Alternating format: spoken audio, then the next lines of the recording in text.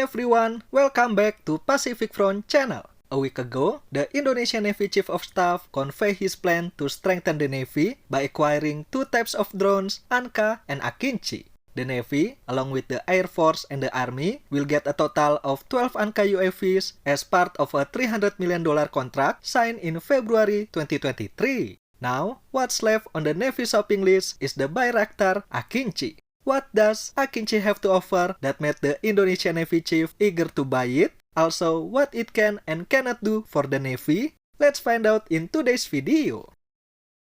Bayraktar Akinci is one of the unmanned combat aerial vehicles or UCAV made by a Turkish defense company Baykar Technology. Akinci is categorized as a HALE UCAV or high altitude long endurance. The first picture of Akinci appeared in media in mid-2018, and it was unveiled to the public during the Technofest Aviation, Space, and Technology Festival in September 2019. The preliminary design phase, first engine test, and other technical tests were completed in the same year, and Akinci made a maiden flight with automatic taxiing, takeoff, a 16-minute flight, and a successful landing in December 2019. In April 2021, Akinci successfully conducted its first firing test using Turkish-made smart munitions, conducted a 25-hour flight test in July, and adopted by the Turkish Armed Forces in August. More than 60 Akincis have been built in total and served in 5 countries. Bayraktar Akinci has a length of 12.2 meter, height of 4.1 meter, and wingspan of 20 meter.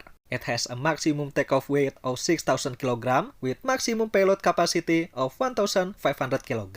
Powered with two 450 or 750 HP turboprop engines, Akinci has a maximum speed of 361 km per hour, service ceiling of 13,700 meter, range of 7,500 km, and endurance of up to 25 hours. Akinci is equipped with SAR-GMT-I radar, electronic warfare, SIGINT, and SATCOM, and since 2023, it has been equipped with an indigenous ISA radar called Murat.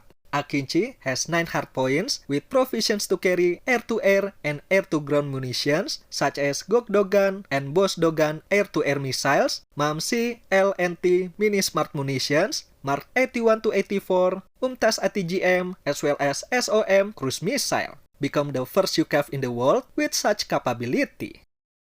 Being able to operate at high altitudes and for a long duration makes Akinci a convenient asset for the Indonesian Navy to patrol Indonesia's vast ocean. Its SAR-GMT-I radar enables Akinci to patrol a wide area and provide high-resolution remote sensing either on land or at sea, and at the same time find objects from high altitudes. Added with the Murat multifunction ISA radar, Akinci will be able to track and identify multiple targets at long range. Furthermore, with its huge payload carrying capacity compared to other UCAVs plus a variety of bombs and missiles it can carry, Akinci can also act as an armed MPA. Nowadays, it's not strange to see an MPA aircraft carrying lightweight anti-ship missiles or torpedoes. When things suddenly go south during a patrol, carrying this might come in handy. All MPA aircraft in the Indonesian Navy are not designed to carry weapons. This can be a disadvantage if there's a threat that needs to be neutralized at once and no armed assets are around. Using Akinci armed with guided munitions can fill this capability gap.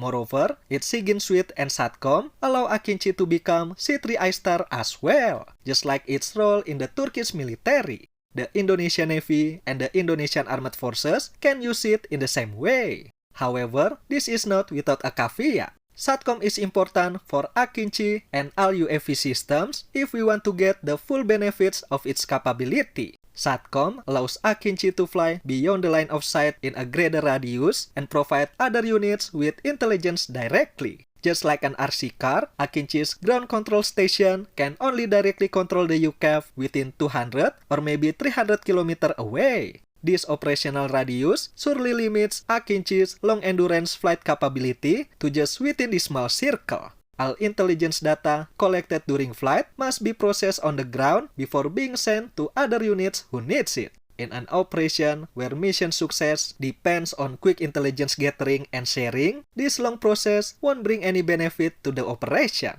Indonesia has several geostationary satellites orbiting in space that can accommodate Akinci operations. However, these are civilian satellites not operated by the military. Although technically we can use these satellites just fine, it's not recommended for operational security reasons. Therefore, military satellite is needed. Even though Akinci can carry a broad range of weapons and equipped with ISA radar, it cannot substitute for modern fighter jets and helicopters. Sure, it can attack air, ground, and surface targets, but in a condition where these targets cannot fight back or are not protected.